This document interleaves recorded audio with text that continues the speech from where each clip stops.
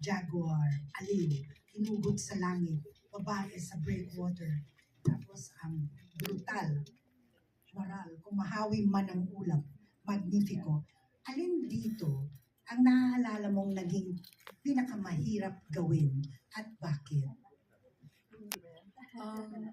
Sa masasabi ko nung panahon namin, dahil siguro mga bata pa tayo, Gina, no? Masyado tayong confident sa sarili natin.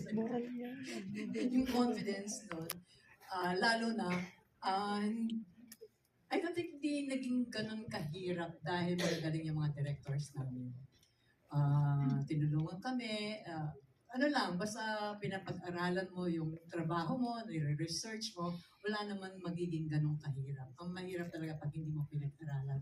Tulad na sinabi ni Direk kanina, Direk Joel. Pero masasabi kong pinagtuunan ko na talaga ng paghahanda, yung brutal na yun.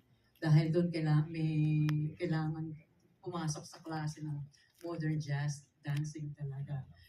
Ilang araw akong sumabak doon, kailangan mabuo ko yung sayaw, and hindi ko rin siya makakalimutan. Ang pinakamahirap palang eksena doon ay yung kinunan ako ng supposed to be na-rape na ako ni Jay Lagan. Na yung rape pa lang, hindi ko alam na ganun ang gagawin. Basta sinabi lang, oh, pull her down, pull her down. Doon cut na. Biglang hindi cut. Higa mo siya. Pull her strap. Sabi na, ha? Ano nangyayari? Ganun ako. Ano nangyayari? Sabi ni Jay, syempre, sorry. Kasi ano yun braless. Ang suot ko lang leotards, tsaka naka-skirt. Dahil galing ako sa dancing nga. Sabi ni Jay sa akin, hold your boobs sa amin. Hold your boobs sa mga may mga lalaki sa likod ko. Pagbaba, sige. Hanggang sa ihiga ka na, tapos yung instruction, di ko alam kung saan nagagaling, ganun, laban, iyak. Yun. And one more na ito yung pinakamasakit, pinakamahirap.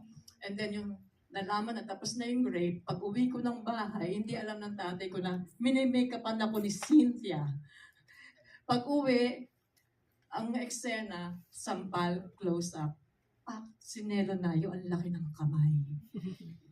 Pagkasampal sa akin ganyan, kailangan totoo.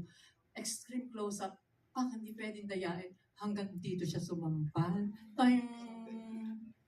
Isang sampal pa lang naman na yung buong ulo ko. 3 beses. Pagkatapos ng sampal na yon, walang yaka. Bakit hindi ka rape nun? Kasi kung ano-anong kalandian pinagkagawa mo sa sarili mo. Bumabakil siya 3 beses. Pang-apat pa lang bago na good yung eksena. Yun ay ko makakalimutan. Yun ang pinakamahirap. Pagkatapos nung talagang di ako napakinabangan. Pinili na ako ng gamot, natulog ako muna dun. Hindi ako nakunan. Pero nagtutulungan pala kayo, no? Kung ang ka-eksena mo, like si Jay, was trying to tell you what to do so that you cannot, ganun pala yun. Ganun. Mas kami ni Gina doon, nag-uusap kami. Ang gagawin si Ma'am Charo, kasama kami doon. Nag-reunite nga kami ng kontra.